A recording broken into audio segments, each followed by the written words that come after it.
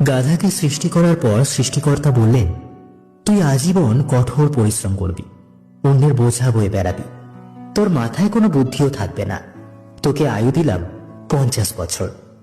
গাধা বলল, সে কি, এত কষ্ট করে আমি এত দীর্ঘদিন বাঁচতে চাই না, দয়া করে আমার আয়ু কমিয়ে 20 বছর করে দিন। সৃষ্টিকর্তা, যা, তাই দিলাম। কুকুরকে বললেন, তুই হবি মানুষের সবচেয়ে বিশ্বস্ত বন্ধু, কিন্তু মানুষের উচ্ছিষ্ট খেয়ে বেঁচে থাকবি, তোর আয়ু হবে 30 বছর। শুনে কুকুর বলল, দয়া করে ওটা কমিয়ে 15 করান, এতদিন আমি বাঁচতে চাই না। এইবারও তিনি রাজি হয়ে গেলেন।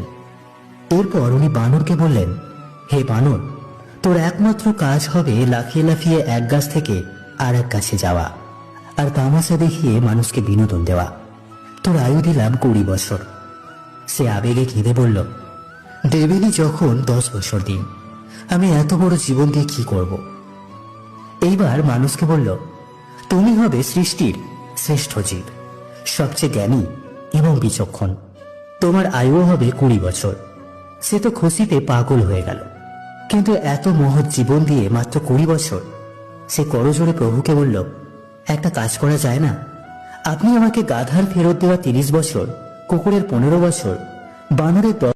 গাধাকে সৃষ্টি করার পর সৃষ্টিকর্তা বললেন, তুই আজীবন কঠোর পরিশ্রম করবি, অন্যের বোঝা বয়ে বেড়াবি, তোর মাথায় কোনো বুদ্ধিও থাকবে না, তোকে আয়ু দিলাম 50 বছর।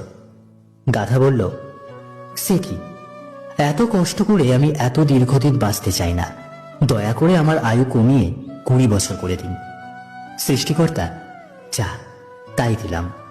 কুকুরকে বললেন, তুই হবি মানুষের সবচেয়ে বিশ্বস্ত বন্ধু, কিন্তু মানুষের উচ্ছিষ্ট খেয়ে বেঁচে থাকবি, তোর আয়ু হবে 30 বছর।